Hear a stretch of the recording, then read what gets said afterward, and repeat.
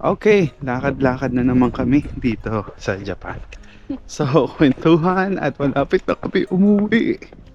Pero syempre, I realize na kahit gaano ka magtagal sa isang lugar na hindi ka naman taga ron, uuwi at uuwi ka pa rin talaga, no? Agree? Mm-mm. Depende na lang kung doon ka na talaga maninirahan. But still, uuwi at uuwi pa rin tayo sa sarili nating tahanan. At nakakamiss din ang Pilipinas at for sure mamimiss din namin ang Japan once na kami ay umuwi na.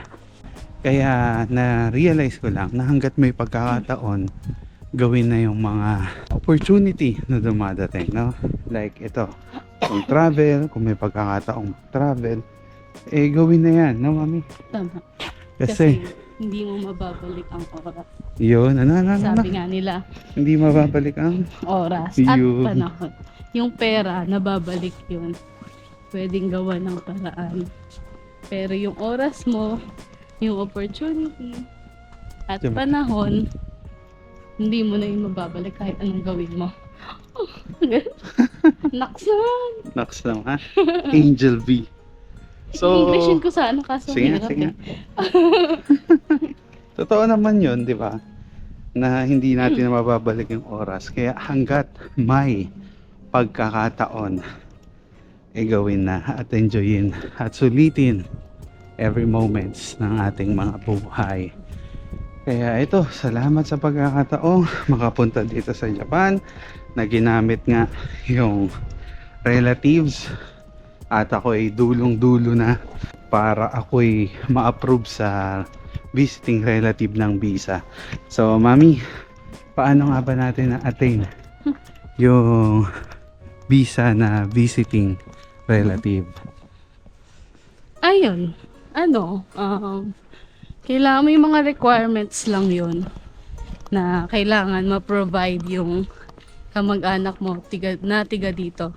Up to third party siya actually. So, ako yung third party. Ano ibig sabihin ng third party? Third party, siguro pinsan. Or Pinsan. kung hindi man yun, yung mga in-law, ganun. Anyway, may Google. Baka kasi mamali kami. Oo.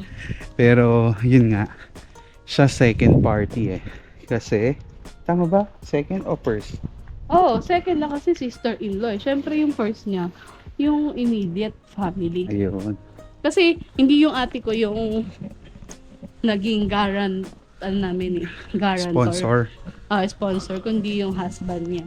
Mhm. So, ayun. Kaya thank you rin sa kay kuya and ate and family nila na ginamit kung ba't kami naririto. So, yung primary na party ay yung immediate family ng mag-sponsor. Mm. Tapos secondary, like yung Mga in-laws. in-laws. So again, may YouTube or video na ganun. Google, baka kasi magkamali kami. Pero kagaya ko, I'm the last na pwede. So grace talaga.